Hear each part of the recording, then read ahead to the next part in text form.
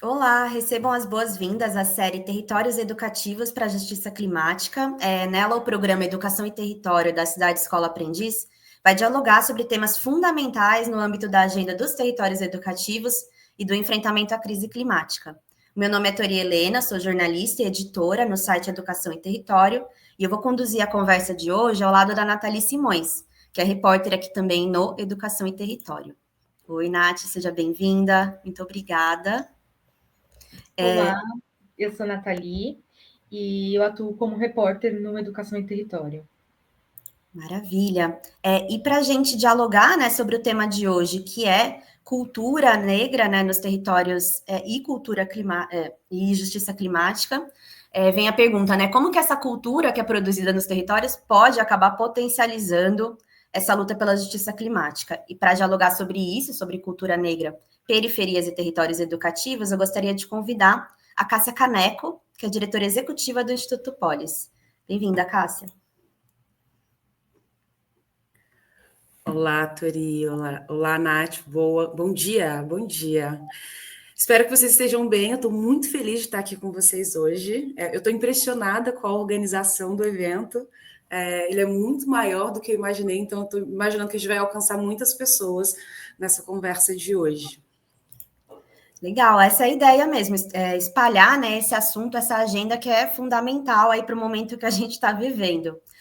Vou apresentar a Cássia, ela é atriz, pedagoga e coordenadora de projetos culturais ali desde 2013. Ela tem uma ampla experiência, né, nas áreas de cidadania cultural, juventude e participação. E como eu disse, atualmente ela é diretora executiva do Polis, que é nosso parceiro aqui no Aprendiz também. E ela coordena o eixo de justiça racial, gênero e LGBTQIAPN+, além de integrar aqui o Conselho Consultivo do Educação e Território. E o coletivo Periferia Preta, né, que atua na promoção e valorização da memória dessa produção cultural preta, LGBTQIAPN+, e periférica. Antes da gente começar a entrar nas perguntas e fazer a entrevista, vou fazer uma breve audiodescrição e, na sequência, eu peço para vocês fazerem o mesmo. Então, eu sou uma mulher amarela de ascendência japonesa, tô com o cabelo preso num coque com uma trancinha, tô usando uma camisa branca e um colete preto, e atrás tem algumas plantas ali para brilhantar um pouco o cenário. Eu sou uma mulher negra de pele clara, tenho cabelo cacheado preto, preso para cima, uso óculos de grau e tô com uma blusa tom de pele, no meu tom de pele, e um blazer preto. Eu, Cássia Caneco, sou uma mulher negra de pele clara. Eu tenho cabelos cacheados, volumosos. Um dos lados, né, o lado esquerdo, ele tá raspado, então tá aí desconectado esse novo corte. Eu uso óculos, uso também um par de biojoias, são brincos de sementes, e uso uma blusa de manga comprida verde. Atrás de mim a gente tem um quadro de fotos e também uma porta, porque eu não conseguia brilhantar hoje o meu cenário. Mas tá maravilhoso, tá maravilhoso. Então vamos lá, gente, vamos entrar aqui na rodada de perguntas, né, de entrevistas. Cássia, a justiça climática, né, esse termo aí que surgiu com força nos últimos tempos, é uma forma de se contrapor à realidade do racismo ambiental, né? E o racismo ambiental é aquele conceito que explica um pouco a distorção, a desigualdade que acaba se exacerbando ali com a crise climática. Que quer dizer o quê? Que as populações negras, indígenas e periféricas, elas são mais atingidas pelas consequências e, ao mesmo tempo, elas são excluídas ou pouco ouvidas, né, sobre esse tema.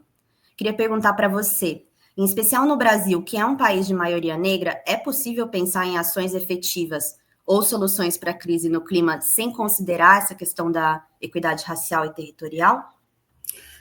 Então, Turi, eu estou fazendo hoje aqui uma entrevista contigo que é de duplo chapéu, né? Ora respondo como diretora do Polis, ora como gestora do Espaço Cultural de Sapopemba, que é o Espaço de Artes Pretas e Periféricas, Periferia Preta. E aí, no Polis, a gente tem trabalhado bastante com essa ideia de que não dá. É impossível a gente falar de justiça climática sem considerar raça, sem considerar gênero, sem considerar território. porque a crise, né, o que a gente está chamando hoje de crise climática, ela vem para adensar, para inflar a crise de desigualdades que a gente já vivia.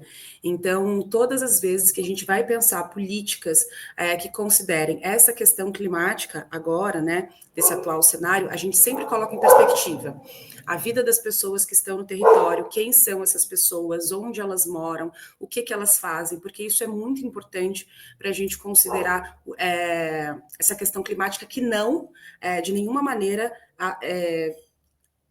ataca as pessoas da mesma maneira, né? Está posta para as pessoas da mesma maneira. E aí eu queria só pedir desculpas, porque a minha cachorra ela vai entrar aqui, vai se comunicar com vocês enquanto eu estiver falando. É a polifonia de vozes, que é o que a gente quer ter aqui nessa live. Mas fica tranquila, tá tudo certo. Acho que é bem interessante isso, né, que você vai trazendo. E a Nathalie vai fazer a próxima pergunta agora para a gente seguir.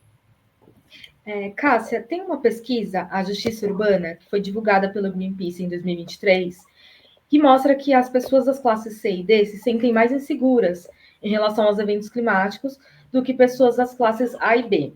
Essa preocupação também é maior entre pessoas negras, em comparação com as brancas. De que forma você avalia que pessoas negras e pobres sofrem mais diretamente os efeitos dessa crise no clima?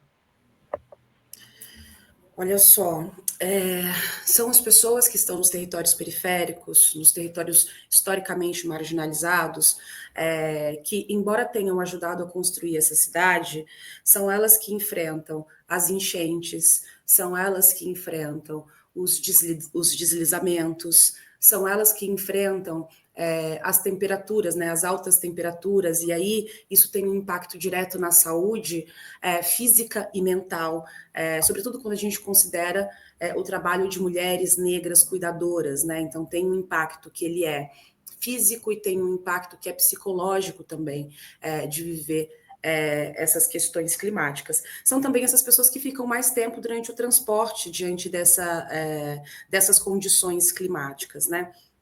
Então, quando a gente fala que são essas pessoas, são as pessoas negras, as pessoas pobres, as pessoas periféricas que sentem primeiro, porque a gente está dizendo que elas sentem mais fundo mesmo.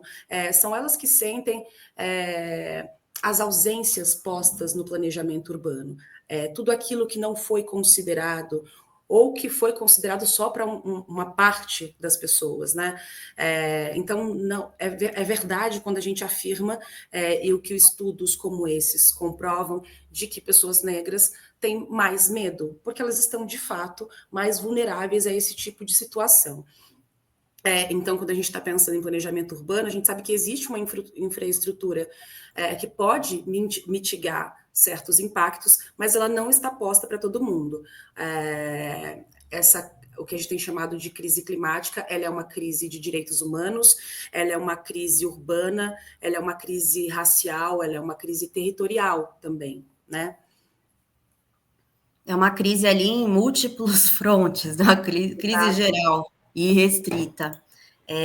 E aí, pensando um pouco nisso, né, que essas periferias, essas populações vulnerabilizadas acabam sendo mesmo mais prejudicadas e mais atingidas, queria que a gente já começasse a falar um pouco das soluções, né, do que é possível aqui a gente fazer.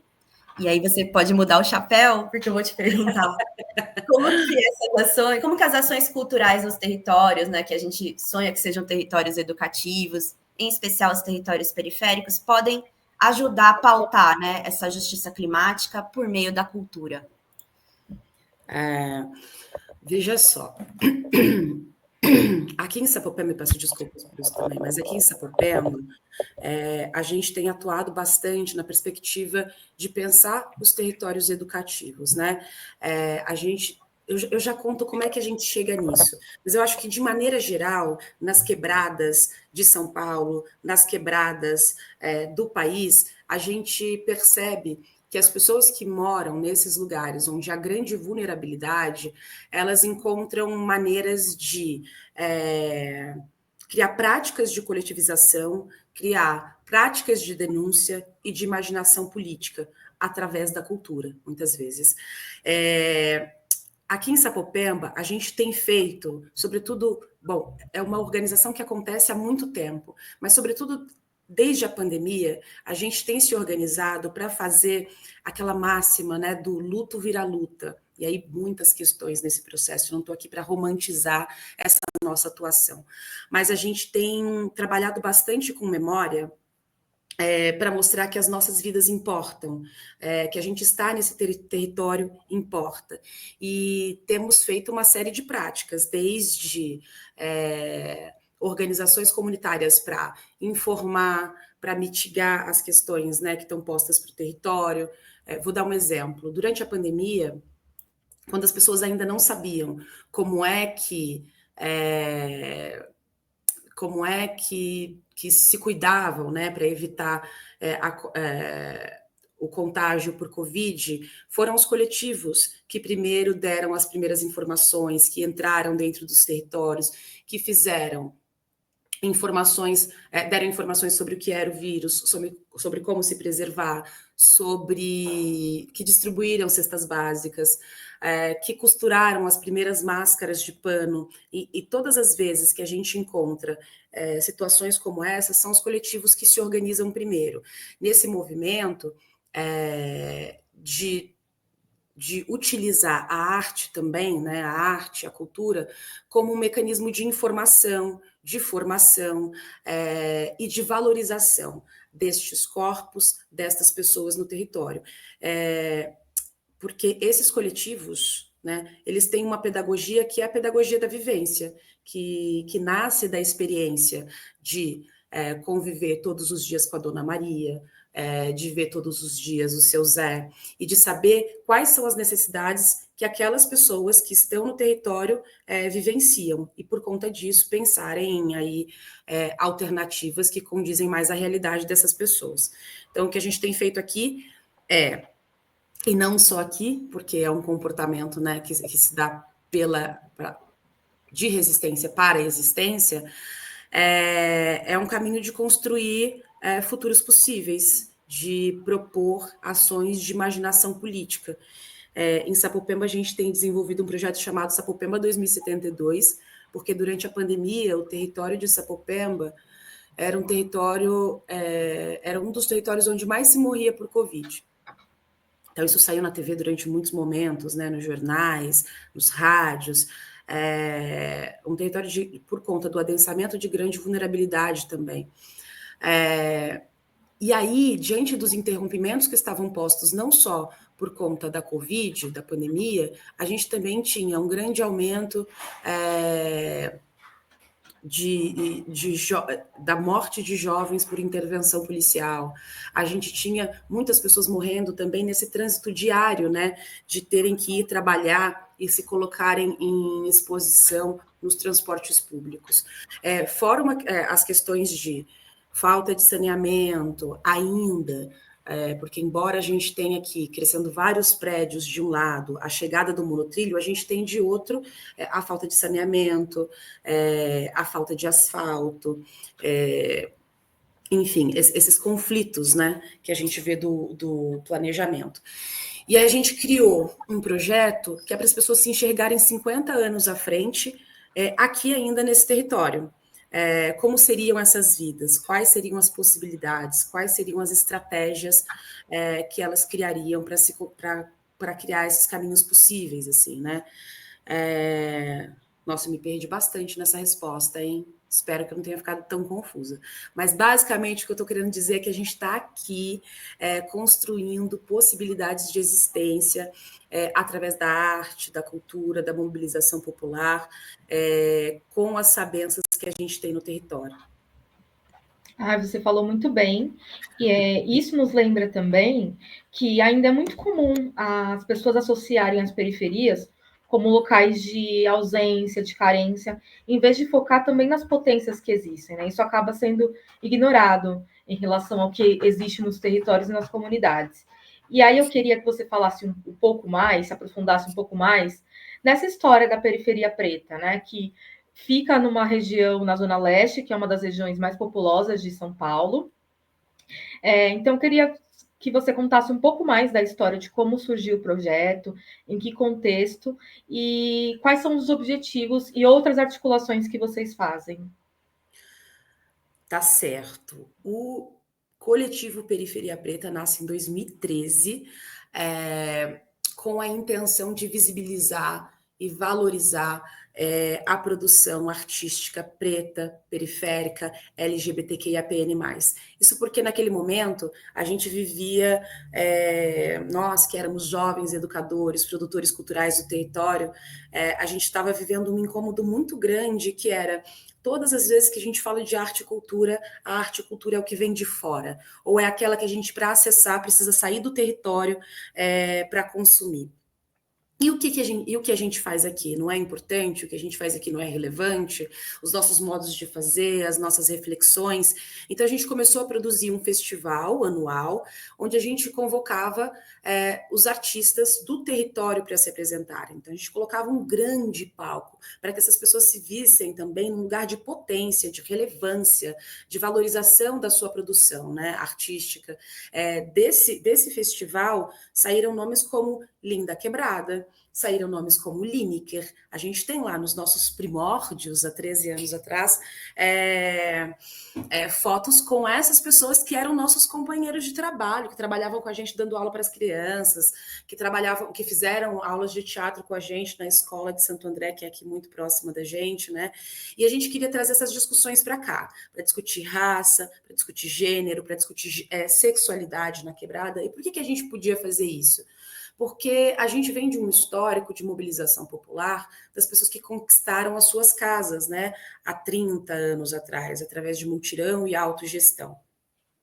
E a gente foi percebendo que, ao longo do tempo, as pessoas que tinham casa, elas já conseguiam reivindicar outros direitos, elas conseguiam reivindicar saúde, educação, saneamento. E a gente chega num momento em que, o tempo não é cronológico, né? A gente não vai cumprindo as etapas de maneira estanque, necessariamente. Então, tudo acontece ao mesmo tempo. Ainda tem lugares da Juta que não tem saneamento. Ainda tem lugares da Juta que as pessoas não têm direito à moradia. A gente vive um movimento constante de ocupação. Mas para esse grupo de pessoas, esse histórico é muito relevante e nos constituiu. Pessoas que hoje, com seus direitos à saúde, à educação, à moradia, conseguem reivindicar o direito à sua subjetividade, o direito de ser, de pensar, de estar na cidade, de, construindo ela, poder também governá-la, poder reivindicá-la, né? É o que a gente tem feito nos últimos tempos. E a gente, além do festival que a gente faz anual, a gente faz também, produz oficinas, bate-papos, faz exibição de cines, produz saraus, a gente faz a produção de alguns artistas do território também, né? Alguns que começaram com a gente, outros que estão ainda lançando carreira e que depois saem daqui e que voltam e que, né, podem ocupar toda a cidade, porque toda ela nos pertence, assim. Temos feito todas essas questões e a gente tem, nos últimos tempos, se dedicado profundamente à valorização da memória do território, porque a gente vive hoje um movimento de gentrificação bastante intenso. Então, com a chegada do monotrilho e com essas adversidades que eu fui falando para vocês, né, sobretudo depois da pandemia, a gente percebe que há uma mudança considerável no território, tem ficado mais caro viver aqui, e as pessoas que construíram ao longo dos anos estão precisando sair. Ou saem porque muitas vidas foram ceifadas durante a pandemia, ou saem porque está mais caro, ou saem porque a especulação oferece preço porque as pessoas foram construindo valor ao longo dos tempos, né? Foram botando valor ao longo dos tempos. Então, a gente está aqui há muito tempo, tem mais de 12 anos. Mais de 12 anos fazendo essas atividades, temos uma comunidade, né, que se renova, que se revigora, nós temos um coletivo que ele é intergeracional, tem pessoas mais velhas, pessoas mais novas, a gente tem mais experientes, né, pessoas mais experientes, pessoas ainda se apropriando desse espaço mundo aí e se colocando nas instâncias públicas. Nossa, eu fiquei pensando aqui de outros nomes que já passaram pelo coletivo então, enquanto estava falando com vocês. Porque eu dou uma apaixonadinha, aí você vai puxando, vai embora a conversa. Então, além do impacto social, ainda é um descobridor de talentos, né? Da música e da dramaturgia brasileira. Menina, olha, tem nome para contar para vocês, hein? E é isso, né? De novo, né? Não gostaria de romantizar as adversidades, mas para estar aqui contando essas histórias para vocês, muitos de nós, pessoas pretas, periféricas, LGBTs, pessoas pobres, elas precisaram se reinventar, serem criativas, criar condições de existência onde não havia possibilidade, né? Então a galera chega grande, né? Chega potente. É óbvio que a gente gostaria de chegar a esses lugares sem precisar passar por caminhos tão árduos, tão difíceis, né? Muitos dos nossos se perdem nesse caminho. Mas é importante também valorizar essa caminhada, que é uma caminhada como digo, de muito valor, né? Enfim, por falta de melhores palavras agora. Legal. E você fala isso do direito à memória, né? Da gente preservar as memórias que estão ali no território. E às vezes a gente pensa assim, até as memórias da Covid, o povo já esqueceu, né? Fica uma coisa ali meio. Até porque foi muito doloroso, foi um evento ali traumático para todo mundo, né? De diferentes formas, mas não se tem muito essa memória, né? E é importante a gente registrar, cultivar, até para não repetir, para mostrar para as próximas gerações, né? Uhum. E Cássia, eu queria te perguntar, para quem nunca ouviu falar de justiça climática e não consegue entender muito bem o que isso tem a ver com cultura, você consegue ajudar a gente a conectar, né, essas duas questões? Então, como que essas ações, né, que vocês e outros coletivos pelo Brasil todo de mobilização cultural vão fazendo, de reconhecer a periferia como protagonista, produtora de conhecimento, se relaciona, né, com essa mobilização pela questão climática que está ali pautando, né? Que está ali aparecendo nas nossas vidas. Não posso responder, mentira. Eu não sei, sabe, Tori? Eu tô aqui tentando descobrir contigo, assim, a gente está tentando descobrir todos os dias quais são essas relações. Pra gente, corpo é território, né? Pra gente, para Beatriz Nascimento, que é de onde a gente bebe essa referência. Então, quando a gente pensa no cuidado com o nosso corpo, que é território, e no território que recebe ou que acolhe o nosso corpo, a gente fala bastante que Sapopemba é um território muito acolhedor, né? Que acolhe o nosso corpo, a gente começa a considerar que a conexão com esse território, ela acontece nas práticas mais cotidianas, da maneira que a gente cuida, protege as águas do bairro, ou como a gente questiona por que essas águas estão dessa maneira, né? Ou quando a gente... E como é que a gente, através da cultura, tem feito isso? A gente tem algumas intervenções artísticas que a gente fez na beira do rio, para justamente provocar essa reflexão do, gente, de verdade que a gente está deixando isso acontecer? Um território tão aguerrido como o nosso, né? Quando foi que a gente começou a dar de barato que a água do córrego pode sair azul porque tem uma fábrica de tingimento de roupas, sei lá o quê. Quando a gente promove eventos onde as pessoas dancem na rua para mostrar que esse chão é nosso e que porque é nosso a gente precisa cuidar dele, né? Porque, enfim, a gente está num conflito, numa briga de forças o tempo inteiro. Então a gente vai fazendo através da cultura, através das ações artísticas, essa provocação de reflexão, de retomada, na verdade, de retomada do nosso território, de retomada da nossa memória, de sensibilização das pessoas. Plantar um pé de boldo no quintal essa conexão, né? A conexão com a memória da tua avó, com a memória da tua mãe, com a memória dos teus mais velhos, do cuidado com o teu corpo, do cuidado com o chão. A gente está fazendo esse movimento de resgate agora, todas essas reflexões, elas... E aí, veja só, Eu estou dizendo aqui para você que essa reflexão ela é de agora, mas as práticas não são, né? Essas tecnologias de contato com a terra, com o chão, com o corpo, com a cura, elas não são de agora. E aí a gente está fazendo agora esse movimento didático, reflexivo, conceitual para tentar aproximar as coisas. Mas eu acho que a cultura aproxima a gente da vida e do que faz a gente viver, assim. E o que faz a gente viver é a conexão com a terra, com o barro, com as águas. E seria muito interessante que o nosso contato, que o contato que as cidades produzem com esses elementos da natureza não fossem a partir de catástrofes, né? Que o nosso contato com a água não fosse o contato da água da enchente, que o nosso contato com a terra, com o barro, fosse o da construção e não do deslizamento. Eu acho que a gente está nesse movimento de reapropriação, de retomada mesmo, né? Eu até tinha separado um poema que a gente fez há um tempo atrás, em homenagem à Dona Madá. A Dona Madá, ela foi uma das lideranças, né, uma mulher negra,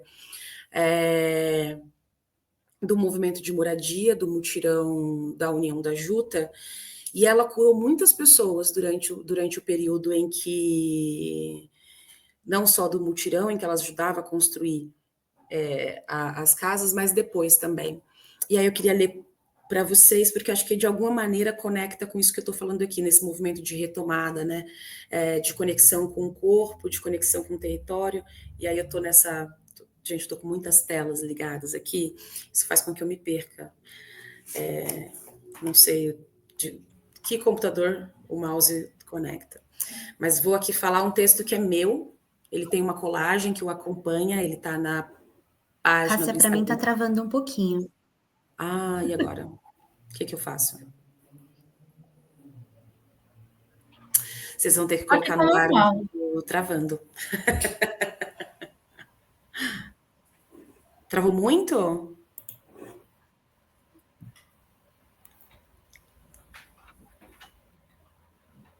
Eu acho que tá travando para Tori só. Ai, gente, então desculpa. Perdão. Tá Cássia, você ia falar do poema, enfim, estava no momento auge aí, interrompendo. Mas vou esperar só o cachorro latir, aí eu falo do poema, que aí vocês conseguem cortar no momento bom. Esse é um texto que eu escrevi há algum tempo, nesse nosso processo de retomada do Sapopemba 2072, onde a gente, como Sankofa, né, olha para trás, resgata as nossas memórias, a nossa identidade, o nosso movimento de coletivização e lança para frente para pensar futuro, para pensar possibilidade, nesse cenário que as pessoas estão dizendo para a gente que é distópico. Mas eu queria dizer que, para a gente, pessoas negras, periféricas, o mundo já acabou muitas vezes, né? O mundo acaba muitas vezes. Flávia Oll fala isso. Então, a gente vai construir novas possibilidades de existência. A gente tem as tecnologias para isso. E aí, esse texto ele começa assim. Com garrafada, fumo e benzimento, com viga, tijolo e cimento, trazemos Madá, símbolo de novo. Dizemos de como ela, e outras ainda, irmanadas no elo estratégico com outras ancestrais, nos sopraram a vida e o jeito de viver. No grito de luta e no cochicho do rezo, dizendo para a fia de Índia e de preta que fé no mato é remédio, que o alicerce, parede e teto que abriga o corpo é parte da cura, que cuida mais que nervo torcido, e quebranto, e ventre virado, e espinhela caída. Não tem febre que tire, não tem trem que tire o que toda gente e todo benzo plantou nesse chão. Amém. Axé. E a gente começou a escrever isso daqui quando estava chegando o monotrilho e as coisas estavam começando a ficar muito caras no território, e as pessoas estavam indo embora. Enfim, vários processos que a gente foi contando para vocês. E a gente, enquanto coletivo de cultura, a gente tem o compromisso de manter essas memórias vivas, de manter essas tecnologias vivas, de registrá-las, de dizer que importa, de dizer que, diante de todos os fins do mundo que nos foram postos, estamos aqui. E esse resgate da memória, ele é uma das nossas estratégias para driblar o fim do mundo, né? A gente tem plantado possibilidade. E aí eu acho que é isso que conecta, de alguma maneira, a cultura com a luta climática. São as ações que plantam nos corpos, territórios, possibilidades de continuidade, possibilidade de existência.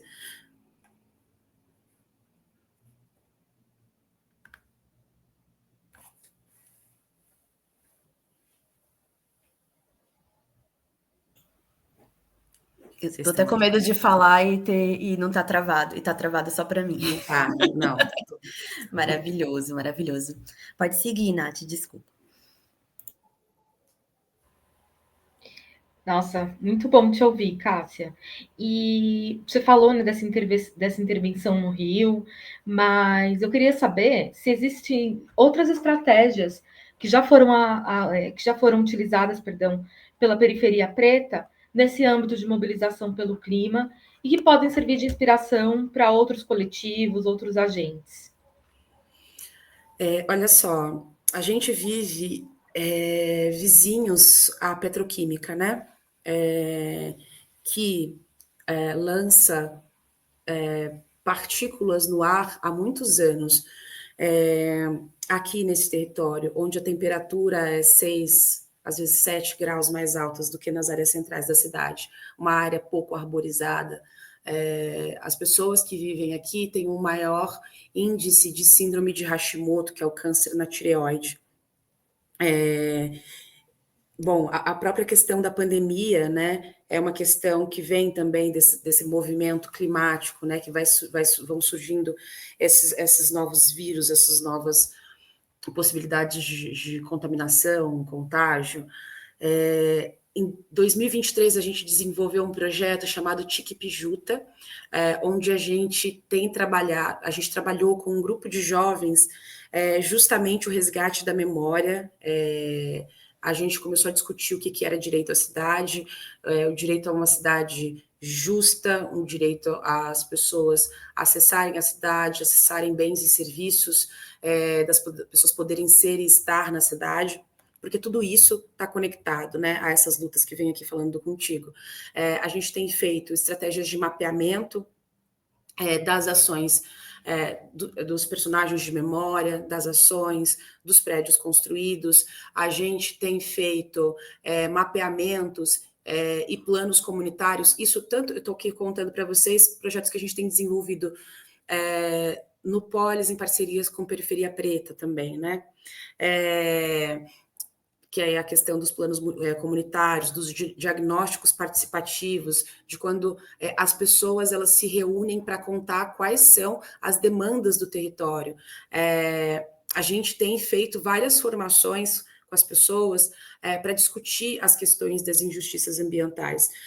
Agora, existem formações, né, em curso, formações, por exemplo, do SEDECA, o SEDECA Sapopemba, o Centro de Direitos Humanos de Defesa dos Direitos das Crianças e Adolescentes, que tem feito uma formação com as crianças e adolescentes, mas também com jovens sobre essa temática, através da arte, através do tambor, através dos blocos, né, dos sambas que constroem. A gente tem promovido uma série de mobilizações. Vamos construir também uma carta de direitos climáticos do território. A gente está em vias de mobilização para que essa atividade aconteça. E a gente tem feito um processo de conectar com outros territórios, né? Então, temos feito articulações com o coletivo São Mateus em Movimento, que também tem cada vez mais se aprofundado nas discussões do território, que também tem discutido possibilidade de TICP, que é quando é uma ferramenta política e urbanística que considera, né, a importância do território para a cidade a partir da sua cultura, da sua paisagem, do seu valor histórico. Então, a gente está pensando em articulações nesse sentido também com as pessoas os coletivos culturais, mas não só, do São Rafael, que aí são os mesmos distritos impactados pela petroquímica e por todos esses processos que eu fui aqui contando para vocês, né, também correm o risco de... Bom, é uma discussão bastante avançada, que o prefeito atual da cidade quer derrubar 10 mil árvores para ampliar o lixão da cidade e colocar um incinerador nesse mesmo território. Então, nosso processo agora tem sido de coletivização, de agrupamento, de mobilização, de formação e das mais diversas formas e maneiras, né? Então, para além das ações artísticas que eu fui aqui contando, a gente tem também os coletivos agroecológicos que estão construindo hortas urbanas. Ai, meu celular está tocando, peço perdão. A gente tem as meninas das cozinhas solidárias, né, que estão aqui no território, estão em Itaquera também. Enfim, tem uma série de práticas que estão sendo realizadas nesse momento, justamente para viabilizar, dar condições de vida para as pessoas, né, diante dessa distopia anunciada. E sobre a Carta de Direitos Climáticos, especificamente, como que surgiu a ideia de fazer essa carta? E vocês pretendem entregar para alguma autoridade, de repente para a Prefeitura de São Paulo, ou numa escala maior do governo federal?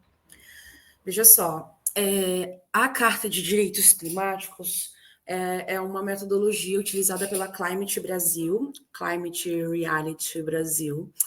Eu corro o risco de estar errando, porque o meu inglês é ruim, minha memória é igual, por isso que a gente registra, né? É uma metodologia que de criação de cartas dos territórios, né? Eles têm, por exemplo, a Carta da Maré, eu não vou lembrar de todas as cartas agora, mas a gente ficou sabendo dessa metodologia, dessas cartas, através de uma conversa que a gente teve com a Isa, da Climate, que apresentou para a gente a atuação da organização no Brasil, de como é que se dá a metodologia, de como é que essa ferramenta pode ser utilizada para tensionar o debate, para consubstanciar as discussões dentro dessa discussão climática, né? E também a partir do projeto do Engaja Mundo. Engaja Mundo, em parceria com Polis e Periferia Preta, vão realizar nos próximos meses, a gente está num processo de mobilização, um curso sobre juventude, justiça climática e território. E aí é um curso que prevê a discussão sobre direito à cidade, a discussão sobre justiça climática, mobilização e incidência. E aí, quando você pergunta a instância, como a gente está atrelado, como a gente está no território, normalmente o nosso âmbito de atuação, né, ele é o municipal, é a escala que a gente consegue ter respostas mais rápidas, porque é o município quem rege os territórios, né, prioritariamente, ou materialmente, ou concretamente, porque é a instância mais próxima dos territórios. Então, a gente pretende, sim, apresentar essa carta, mas não só a carta. A gente também está elaborando o projeto de lei para a valorização do território, né, dentro de ferramentas que já existem para valorização do território no plano diretor da cidade, e a gente pretende apresentar todas essas ferramentas, toda essa mobilização, todos esses produtos que a gente tem construído para a valorização do território. Então, vocês estão tendo vários spoilers aqui, mas não é tão spoiler porque já está acontecendo. Não, maravilha. Eu acho que são ações ali, né, estratégias que podem inspirar as pessoas no resto do Brasil, né? Por exemplo, eu também nunca tinha ouvido falar de uma carta de direitos climáticos, mas eu estou entendendo que é uma ferramenta super relevante, super importante, né? Que pode estar à disposição nessa tecnologia social. E Cássia, a gente falou um pouco sobre isso, né? Mas eu queria te perguntar especificamente agora, para a gente já ir se encaminhando para o final, para a expectativa sobre a COP, né? O Brasil está meio ali no centro desse debate do clima esse ano, não só pelas todas as tragédias e emergências climáticas que acontecem aqui, né? A gente estamos vendo ali, cada mês é uma coisa, uma hora é enchente, outra hora é onda de calor, mas o Belém vai sediar ali nessa conferência das partes da ONU em novembro, né? Qual que é a sua expectativa como ativista, como pessoa que participa ali ativamente dessas lutas, dessa participação,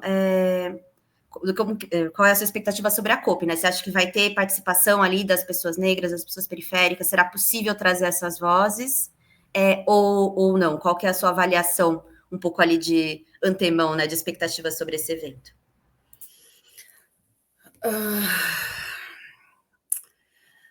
Muitas coisas sobre a COP. Bom, do ponto de vista do Polis, é muito importante que a gente avance no reconhecimento do papel das cidades na justiça climática. Nós estaremos lá para pautar isso, para pautar sobre as periferias urbanas, para dizer da importância de que esse olhar no Brasil, né, o olhar da justiça climática no Brasil, que ele seja racializado, territorializado, para dizer que gênero, raça, território importam. Do ponto de vista do Periferia Preta e de outros muitos coletivos, a gente sabe que vai ser mais difícil chegar até lá, fisicamente, concretamente. Os preços estão exorbitantes, né? Uma das pautas que a gente mais tem discutido é sobre a especulação em Belém, inclusive. E o que a gente espera enquanto coletivo é de que seja um momento em que essa discussão climática, com foco no território, ela esteja aberta o suficiente para que seja uma vitrine das discussões que estão sendo realizadas, das ações que estão sendo realizadas, para que as pessoas estejam com ouvidos mais generosos para essas discussões, né? Que a COP não seja tão e somente o evento que acontece em Belém, que é um evento político importante, mas que a COP esteja em todos os lugares, né? Que a gente consiga aqui firmar acordos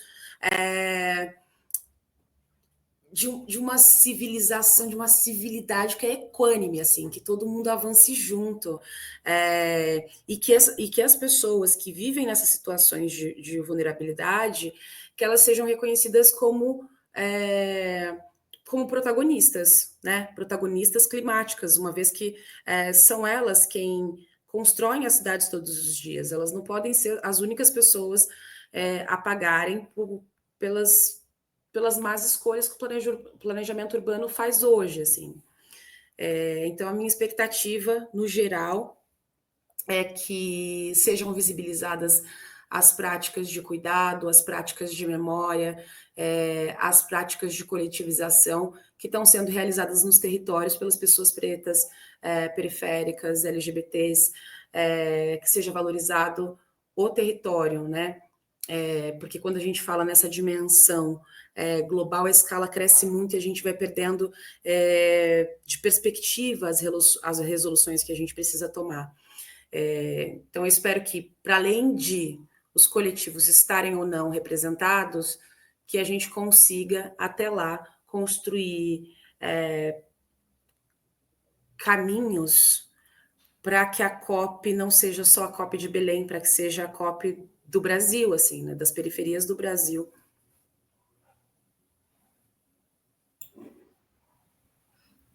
Maravilha. Cássia, tem alguma coisa que a gente não tenha perguntado aqui, né, nesse grande guarda-chuva, assim, nesse grande tema super complexo, né, de cultura, periferias, territórios educativos e justiça climática, que você acha que vale a pena mencionar? Se já quiser também fazer uma consideração final. Não me ocorre agora nenhuma pergunta, acho que vocês criaram um roteiro muito bom, muito maravilhoso. Eu me senti muito confortável de estar aqui hoje com vocês. Eu saúdo a organização desse evento, eu saúdo a maneira como vocês estão fazendo um esforço grande para nesse curto tempo que a gente tem de organização, construir tantos materiais relevantes, né? Eu sou muito, muito, muito fã do trabalho de vocês, do Educação em Território, do Cidade Escola Aprendiz, mas também da comunicação de vocês, que eu acho que é excelente, é exemplar, de verdade. Eu estou muito feliz de estar aqui hoje, eu agradeço o acolhimento, os ouvidos generosos, eu peço desculpas, porque eu me perco muito, me perco às vezes, tem um bocado de coisa que a gente está se apropriando ainda. Eu acho que a gente está aqui construindo caminhos e possibilidades para garantir a nossa existência, né? E eu estou muito feliz que o nosso caminho seja o mesmo, que a gente vai continuar se encontrando.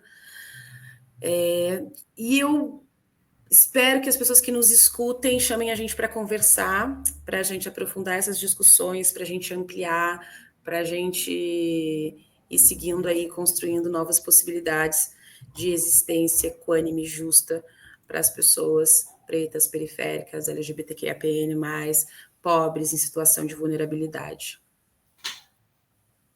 Para que a gente possa avançar e discutir outras coisas no futuro, né? Não quero ficar falando disso para sempre, gente. Vamos vencer essa etapa? Vamos superar esse apocalipse. Cássia, muito obrigada.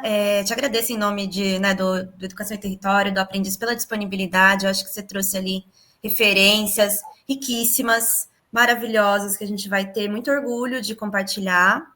E é isso. Nath, quer se despedir também? Fazer alguma consideração? Foi um prazer, Cássia. É sempre muito bom te ouvir. E a gente também é muito fã do trabalho que você desenvolve no Polis, no Periferia Preta. E é isso. Muito obrigada, gente. Estou muito feliz de estar aqui.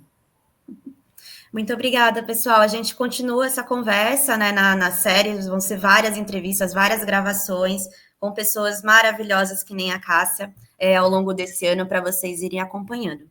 Eu agradeço e me despeço. Tchau, tchau. Até a próxima.